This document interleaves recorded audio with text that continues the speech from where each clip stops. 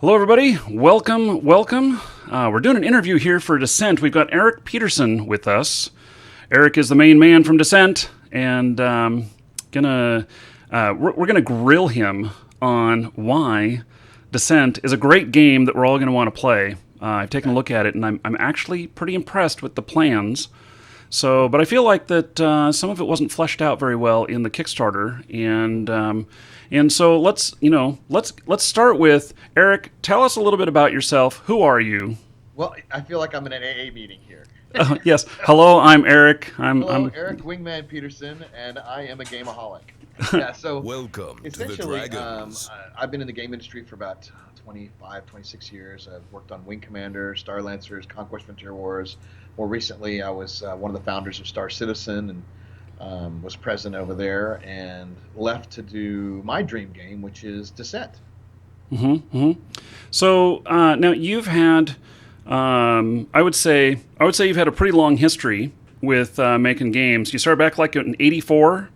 Oh God, actually 83, 84. I had a game called Quintown that I was making on the what were the boxes back then? The Zenith. And it was an adventure game, a text-based adventure game, and I sold that to Tandy. So yeah, I've been Been around that's for a while. that's like in the Wayback Machine right there. His mic is pretty quiet. Okay, My let me mic see. is quiet. Yeah, let's see here. I mean to zip up. I've never been told my mic is quiet. That's You're always been told, "Shut up! You're too loud." Yeah, much. I've got it. I've got everything at maximum on my end. So I'll lower my mic just a little bit to kind of even things out. You guys can all turn up on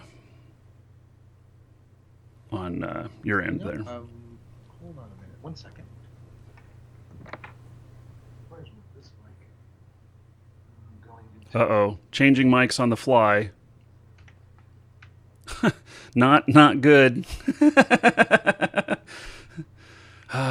So while he's doing that, everybody in chat, here's a link to the project, the Kickstarter project, and there is also a link below the below the. On the way back.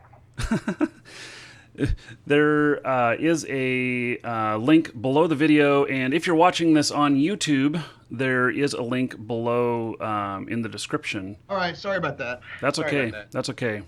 I thought there'd be a way I could get a mic going, but No, I think we're okay. I've adjusted things a little bit on my end. I was able to turn up one other thing on my end, so we're good.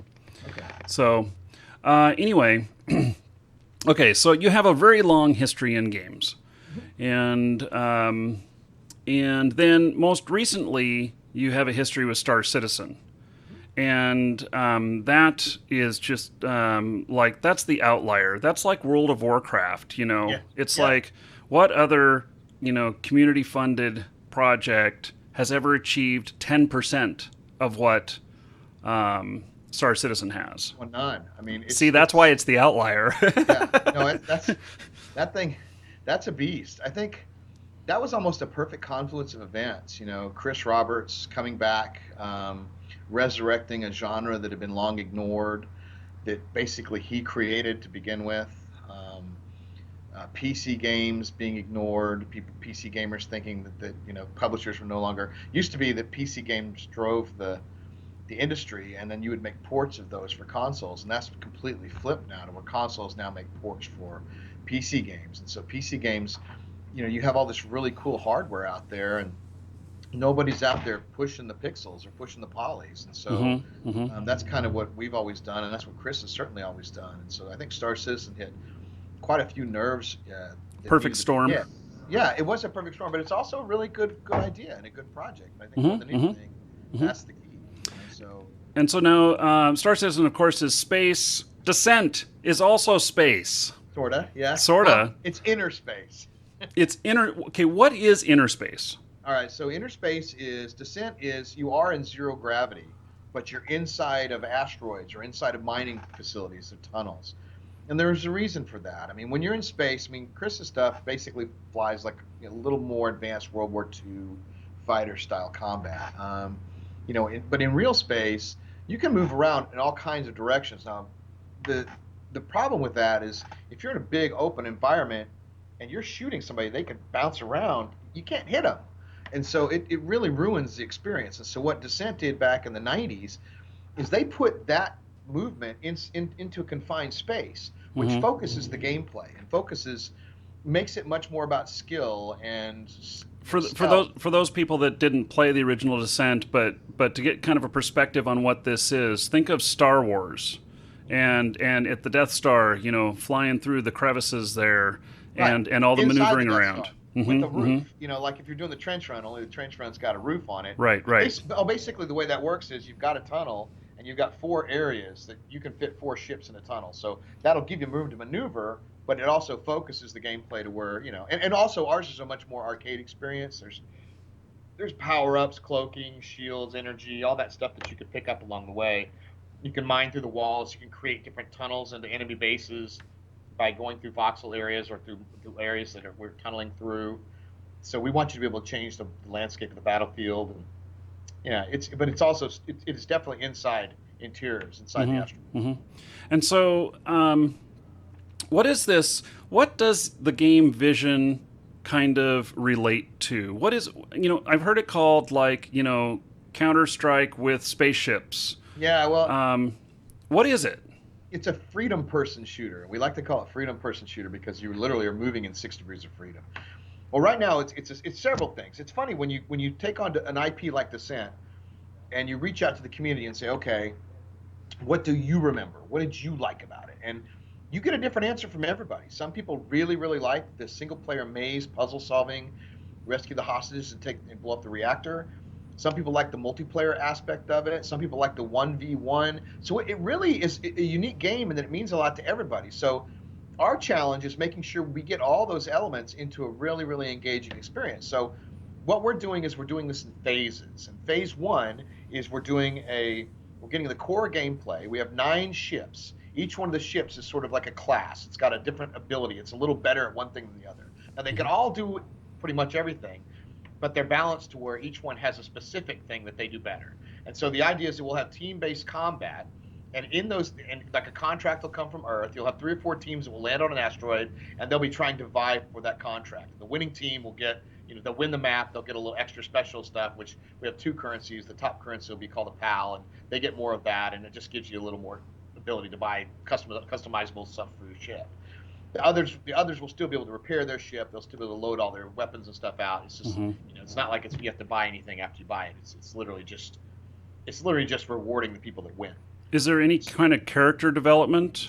Well, not yet. So initially, because we're asking for 600,000 on our Kickstarter, again, this is a phased project. So 600,000 is not going to get you that full, because we make AAA stuff. It's not going to get you that full $1 million character animation abilities. It won't get you the epic single player storyline. It will get you a single player experience, maze solving prologue, but it won't be the huge single player experience that we plan for it. The idea is that we get the core gameplay right first with the multiplayer and the single player experience, and then we leverage that money into something in the future. We leverage that money going forward to build out the larger universe. We get more people coming in. We use that money to then continue to expand. I mean, we'd like to be making this for the next 10 years, adding maps, adding, new weapons, adding new ship types, perhaps adding, whatever. And then we have a proving grounds where people can join in and test it out with us and say, we really like that grappling hook, or no, that thing sucks. It can't go in. So, that we're really fairly early. We're kit bashing right now and making the maps, but we're inviting people into the space and helping us. Like, we're going to have people in the office this week playing our demo, and it's super early. It looks really good, but gameplay wise, the flight's still not right there. It doesn't slide correctly. You can fire stuff. We're just putting the power ups in, but we want to get opinions so that we can then go the right direction. And that's I have a theory that people want to be involved in making something, and so that's what this whole thing's about: getting them in early. Hmm. Hmm. Yeah, follow the fun. See what Yeah. people Well, light up on, and go down that track. you just mentioned the number one most important thing is I know on Star Citizen we were really locked into doing real world physics and doing all this kind of stuff. You black out when you turn. That's not something I really like. I care about is it fun? And I know it doesn't mean that other isn't fun. It just means that all I really care about is this is engaging experience. And the thing you have to remember is I have two boys. One's 16 and one's 12. Neither one of them have ever played a space shooter, or neither one of them have played a 6 Degrees of Freedom shooter. And so You got to buy them more video games. no, they're just not out there. And when they look, I've got, you go to GOG or Steam and you buy the originals, and they look at it and go, yeah, that looks bad. I'm not playing that. Right. And so, there's games that are 16 years old. They're still okay, but for this generation, if it looks worse than it looks on a tablet, they're not going to play it. Mm-hmm. So tell me a bit about the competition. What is the point of contention in here? How do groups playing together work into that? And how do I make myself look awesome when I'm playing it? Well, there's team based, and it's up to 16 players in a team, up to 4 teams, so there could be 16 players, all fighting for one contract. Now, you'll go into the lobby. Each team will say, okay, let's figure out how we want to do our team. Do we want 3 or 4 haulers and 2 assault and a couple scouts? And they'll all be able to outfit their team however they want. Now, that doesn't lock them in to that way of playing, and so then you'll launch them all into it. So okay, think of it this way: harvesters are a little bit like Dune in Arrakis, where the harvester would land on the sand and would drop off and start mining the spice. So our harvesters are in space, and they land on the asteroids, and they immediately drill, through the tunnel and create this hole into the asteroid, and they'll be on different parts of the asteroid.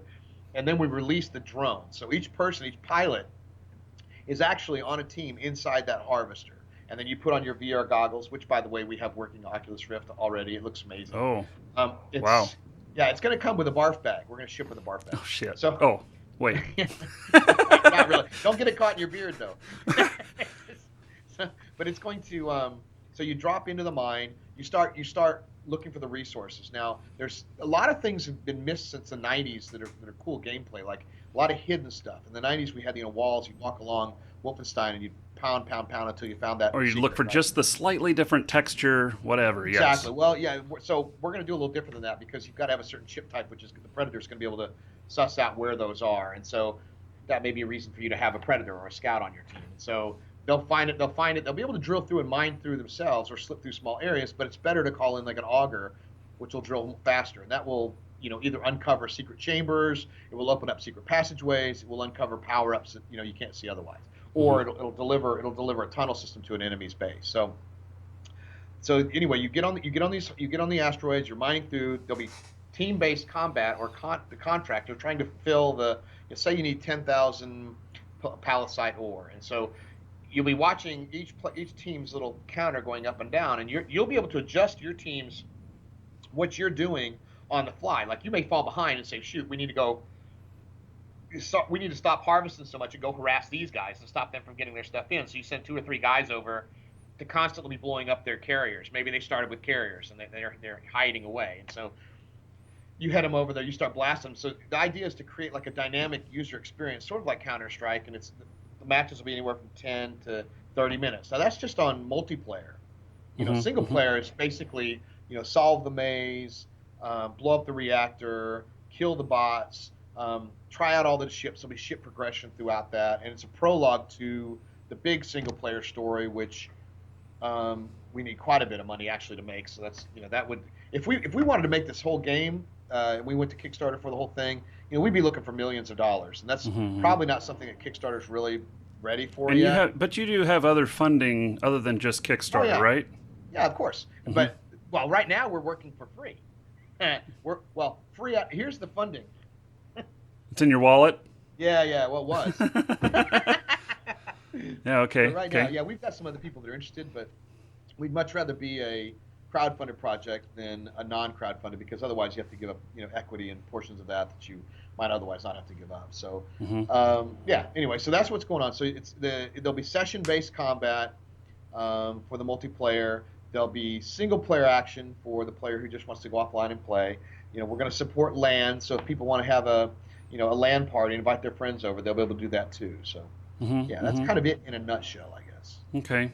I want to express to chat, you guys, if you want to throw anything in chat here, any questions or whatnot, I'm watching for those. So feel free to speak what's on your mind. So now you've talked about like a ladder. We're gonna have some sort of ranking system, Oh yeah, of course. and But not ways. just a ranking system for kills to deaths, but also for rankings for like who's the best miner, who's the best scout. There'll be all kinds of different ranking systems, and then there'll be clan rankings, and then there'll also be country rankings because we'll be having like every week there'll be some sort of competition going on for. We'll throw something out there, a certain map, and it'll be a could be a race, could be the fastest one to find the hidden whatever. And so there'll be lots and lots of competitions going on consistently. And then every now and then we'll have a World Cup where you'll have to combine, because most people when they do these organizations and clans and teams, they're not all in one country. So we kind of want to force people to go, all right, I'm in Germany and here are the highest ranked people in Germany. Let's form a team and we have a World Cup. Here's Germany, here's Russia, here's the United States, and then we actually have a World Cup action where teams from just those countries compete. So Do you, yeah, do you definitely. imagine? I mean, do you imagine that there'll be some sort of that someday there will be the Descent World Championship, 100%. That's and exactly. and we're all gonna coalesce on a stadium or something like that, and Well, I don't know about that. I mean, that would it could just be a bar for all I know, But yeah, but yeah, we'll just broadcast it live. yeah. Well, I'm a big believer in live streaming and doing that kind of stuff. So that's absolutely. You what are. we- That instantly made me your friend when I found that out. Yeah. Well, thank you. It's like well, I think that it's so okay. So not only one of the reasons we're also crowdfunding is that we're going to be broadcasting live design meetings. So Oh, people that interesting. yeah, well, so people that are at a certain level in our funding area, we don't want to let everybody into these meetings because then you end up with, trolls essentially going in there and they're in there for nefarious reasons. We want people that are really serious about wanting to get in and wanting to understand how things work and come up with ideas. So we'll have a passworded area for people to come in and stream and be part of it. And they'll do Merc Chat or whatever. They'll be talking to us and we'll be, using them every week during the meeting. So I'm a huge believer in opening this up for good ideas anywhere. Yeah, yeah. Just have to be careful about those ideas being really great and being broadcast out. It lets the magic out every once in a while. We had that Well, happen on one of the games we were working on. really, well, you can, Yeah. you can. That's why they're private streams. Yeah, yeah. So, okay. So, Rage Flip in chat is asking if the Kickstarter fails, is this game still going to happen?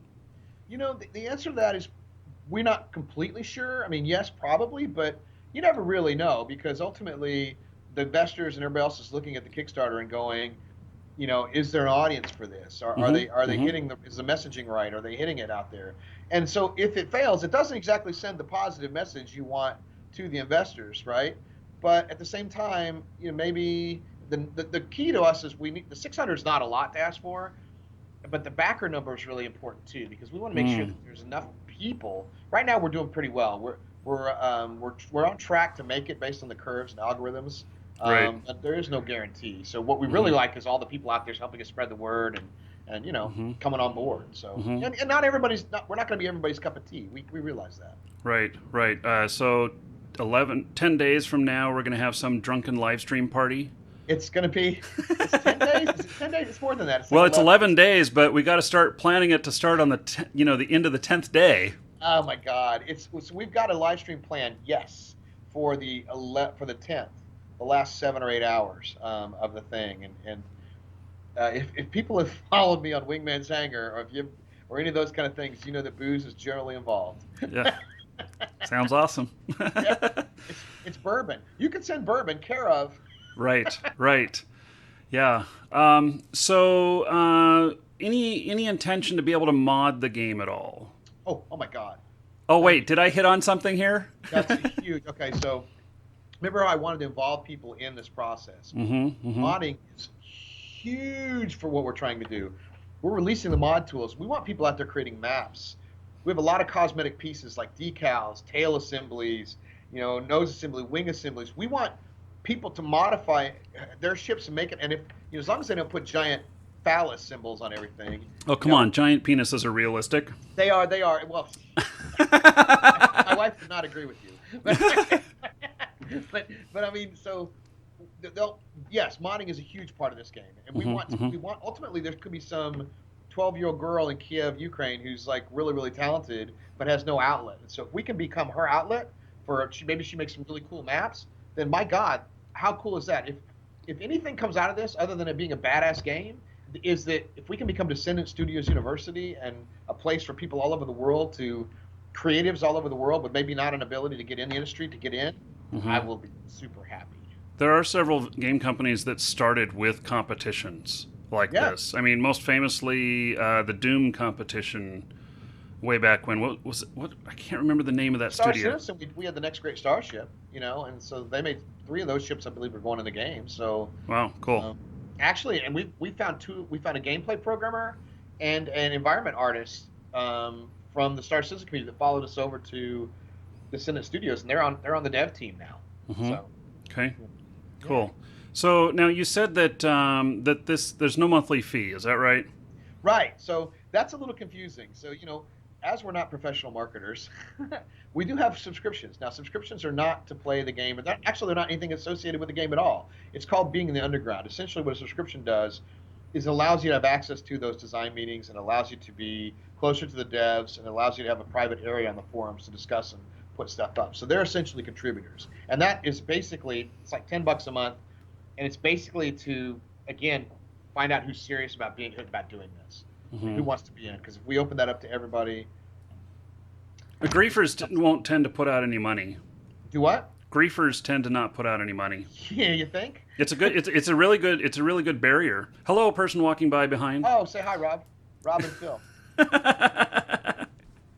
creative director. You got to scooch in. That's I'm Rob, just a hand. I'm a disembodied hand. and there's our executive producer Phil. All right, all right. They need more whiskey. No, they don't need whiskey. They're going up for the stand up right now. We We have a well, yeah. When they said they would agree with you. Yeah, yeah. We have a stand up on the night. We have two off. We're combined with another company, and we have a group working up on the ninth floor, and we're on the fifth floor. So Okay, okay. So, do you envision that? Given you said that this is a PC game, right. are there going to be any other platforms? Oh well, Linux, PC, Mac. Okay. Those are all out there. We haven't been approached by any consoles or anything. Um, there's no plans to do that. But if somebody brings a bucket full of money and they let us cross, Mm-hmm. PC gamers, the ultimate goal here is to have millions of people playing it, right? Mm-hmm, mm-hmm. And because otherwise, you need enough people in the ecosystem to where they're going to fight, enough people to shoot at you. So I would never say no, but that's not in the plans right now.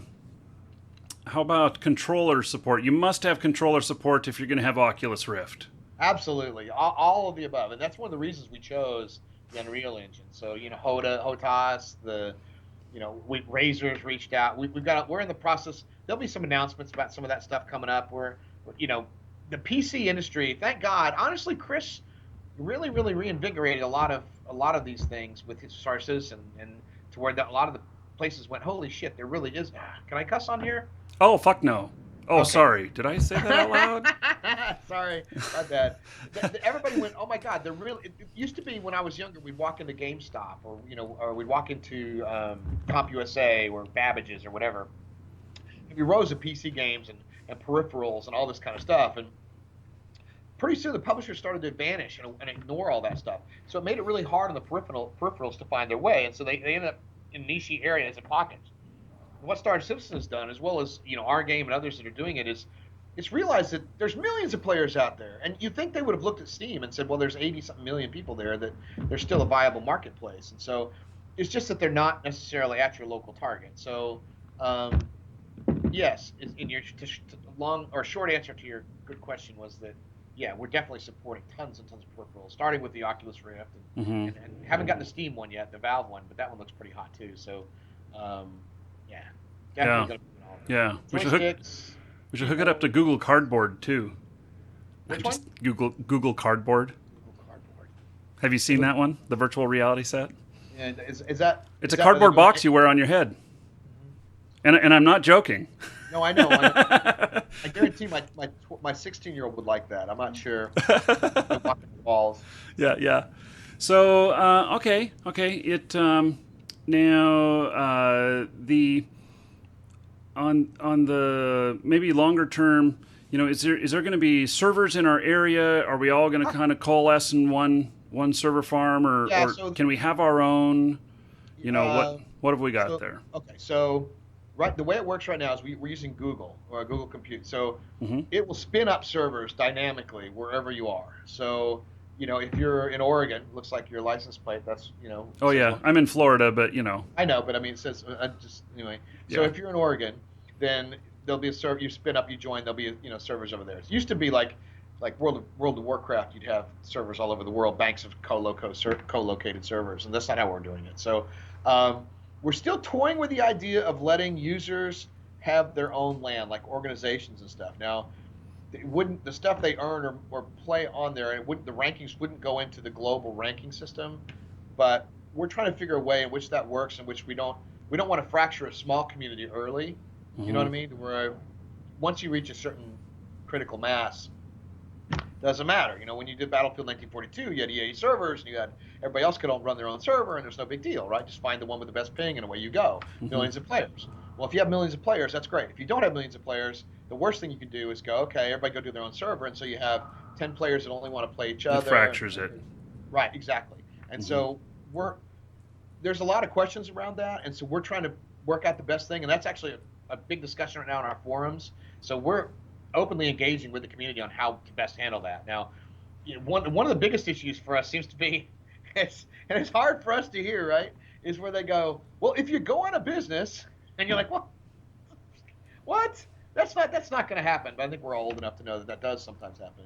Well, Um, Google, you would never consider going out of business, and they have exit plan on everything. They have data right. Well, migration on everything. right. But So, but the point is that they want to still be able to play the game. Like, say hmm. we're around for 4 or 5 years. So if we somehow didn't make this, it's not going to happen, then we will absolutely release the source to everybody out there and let them continue to play it forever. I mean, I'm a huge believer in you bought it once, there's no reason to have to let it die just because. I mean, I can still, when I had a game, I was really, really good on FIFA 2006. I know this is going to be a strange conversation.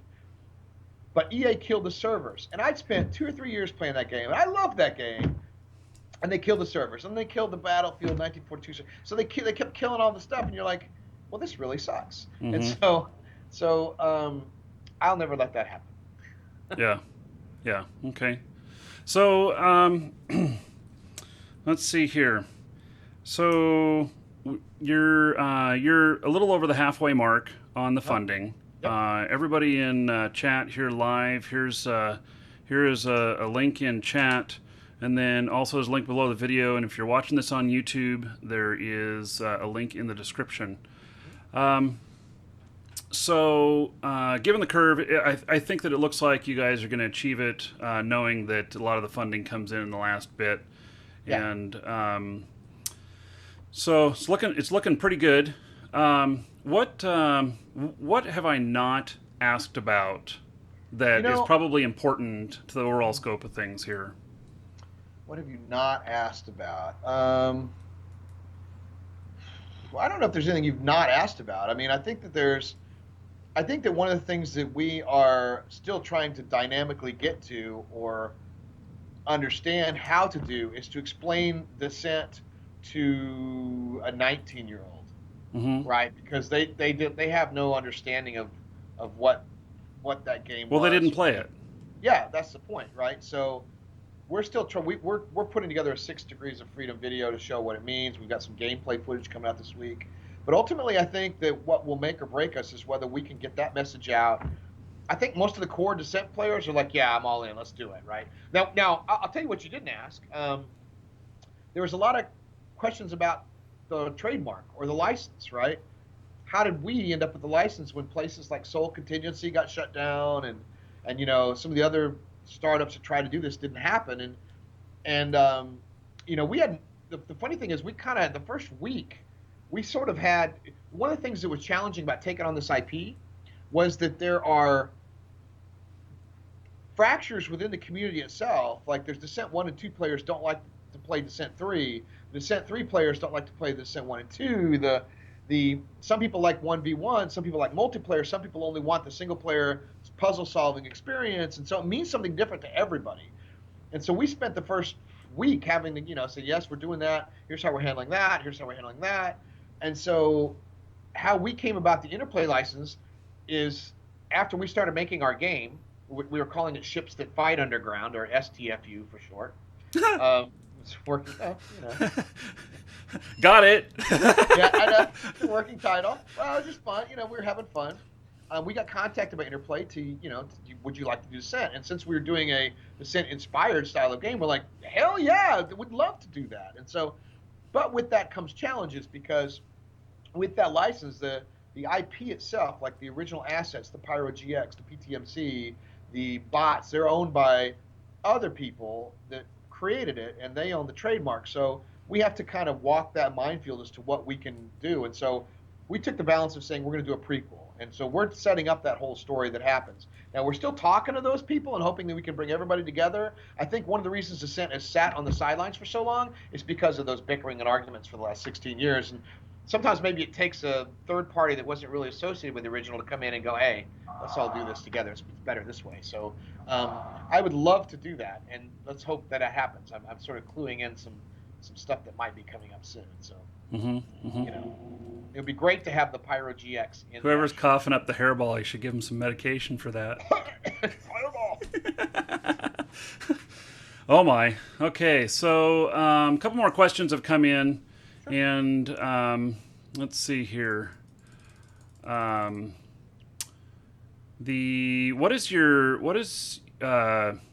Yes. Okay. So classic example. We've been playing Reign of Kings over here, and the game is awesome. And then but the exploits are awesomer. And so it's totally destroyed what we've been trying to do. And so what is your plan on, keeping the playfield level and fun for everybody? Yeah, well, that's a good point. And so that's one of the reasons we're struggling with how to actually do this server situation, because everything right now is going to run through, at least on the it's going to run through our servers, which are controlled. The economy, everything's controlled by us, and so we're big anti-cheaters. We want to make sure that we craft the experience that everybody else can experience, and it's the old bunny hopping or the things that people add to games or exploits. Now, that being said, there are examples sometimes where companies go and take something out, which was really fun. And I could give an example like Battlefield 1942. When it first came out, you could, if you're playing like non-friendly fire, an engineer could drop their packs on the ground, and in Omaha Beach, you could get up against a cliff, and he could knock it and then shoot everybody up, and you could parachute down over the top wall, right?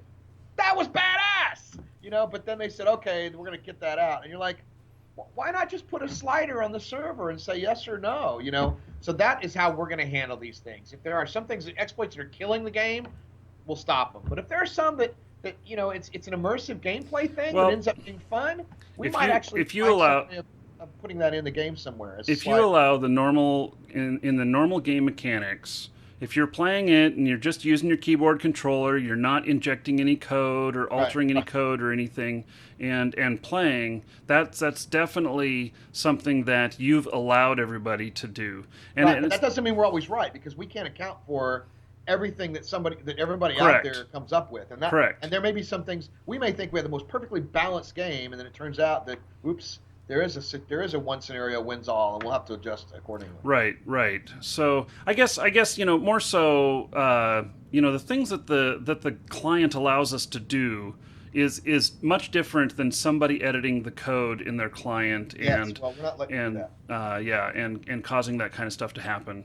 Will you be launching independently, or will you be going out through Steam, or what is this? May be too early to ask that. No, but it's all of the above. We're right on Steam Greenlight. And hey, Phil, what number are we on Steam Greenlight right now? 24 on Steam Greenlight in just like 5 days. Mm-hmm. Okay. We've risen to the top of that. So we want to do Steam, we want to do GOG. We're going to also self-publish, all the above.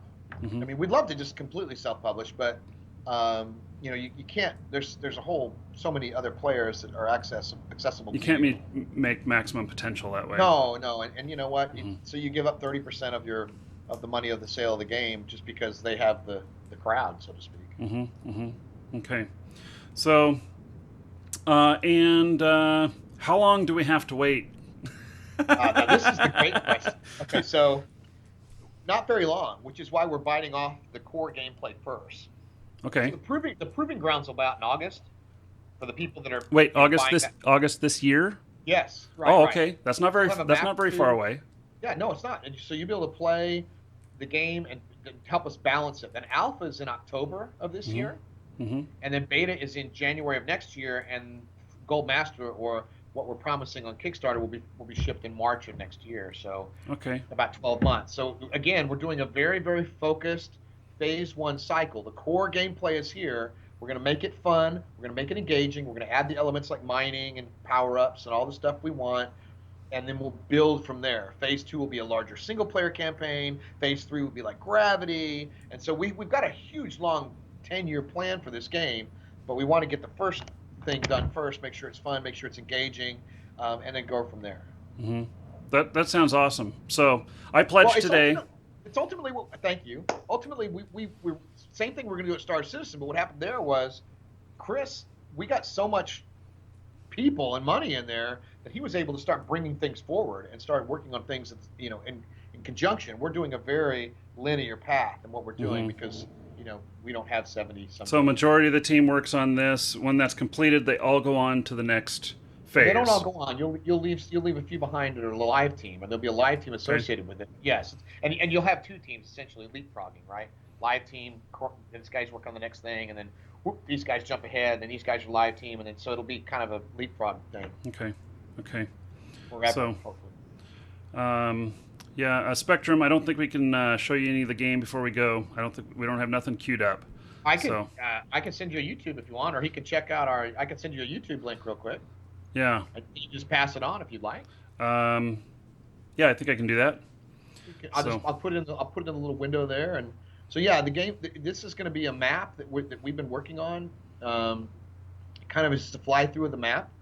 You can get an idea of how big or how large it's going to be, and when we get to that page, it's fairly short. Here we go. I think this is the one we want right here, and we'll be updating this. Oh no, that's a typhoon concept. Excuse me. We've got a lot of stuff on our YouTube channel, the Descended Studios channel. hmm hmm Uh, People can go check out. And they can okay. watch live streams or things of that. Okay, There's a here we link go. to that. Here's the Oh, you progress found it. now. Okay. Sorry. Here we go. That's okay. Copying, pasting. There you go. Okay. So You can just send that out to them and let them check it yep. out.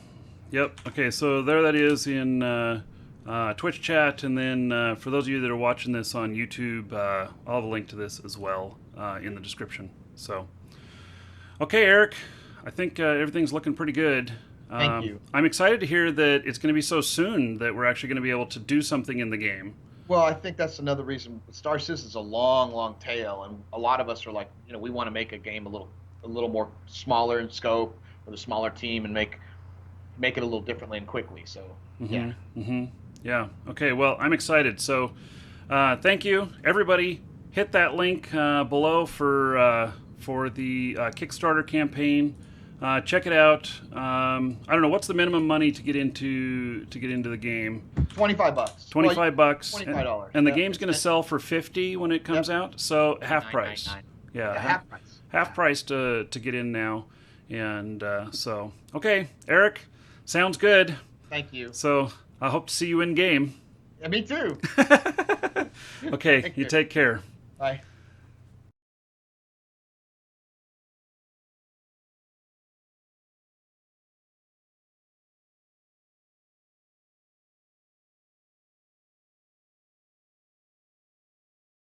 Accidentally muted my mic. So there we go. So I'm excited about this. Do check it out in the link below. And so there we go. Another game for us to look at. And yeah,